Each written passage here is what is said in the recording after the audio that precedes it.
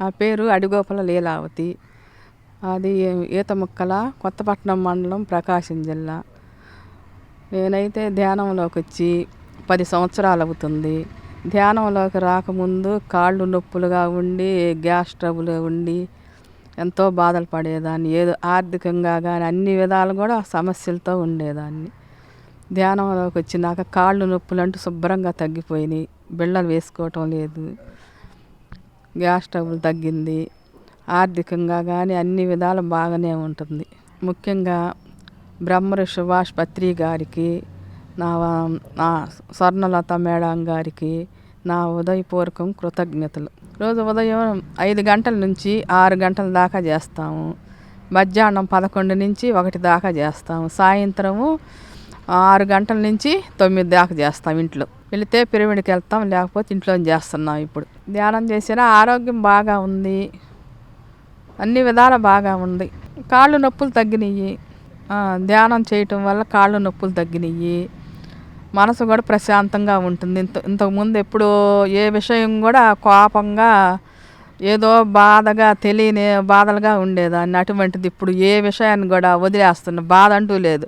నేను చెయ్యగలను, ఏ పని పట్టుకున్నా చెయ్యగలను అనే ఒక ఆనందం కలుగుతుంది. అట్లా ఉంది ఇప్పుడు ధ్యానంలోకి వచ్చాక.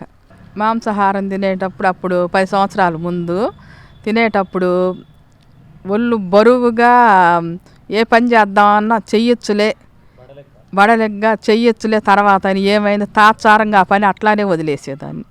అటువంటిది ఇప్పుడు మాంసాహారం మాని ఈ ధ్యానంలోకి వచ్చిన తర్వాత ఏ పని అని చేయగలను, చేస్తాను అని ముందుకెళ్ళడమే.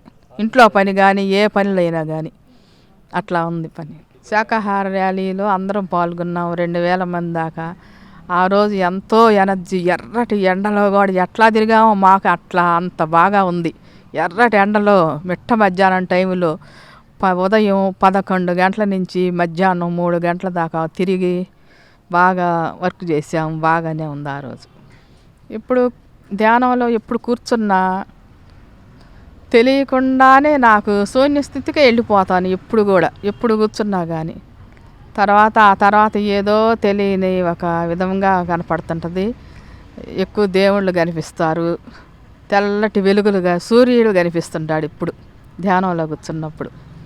అది ఇప్పుడు అంతకుముందు ఎవరన్నా ఏదన్నా మాట అన్నా కానీ ఏదో బాధగా వాళ్ళతోటి కోపంగా తగులాడాలి అనుకునేదాన్ని. ఇప్పుడు వాళ్ళు ఏమన్నా సరే నాకెందుకు, మనమేమన్నా అనుకుంటున్నాను. నేను ప్రశాంతంగా ఉన్నాను ధ్యానంలోకి వచ్చిన తర్వాత. నా ఈ అవకాశం ఇచ్చిన PMC ఛానల్ వారికి, పత్రిజీ సార్కి అందరికీ నా కృతజ్ఞతలు.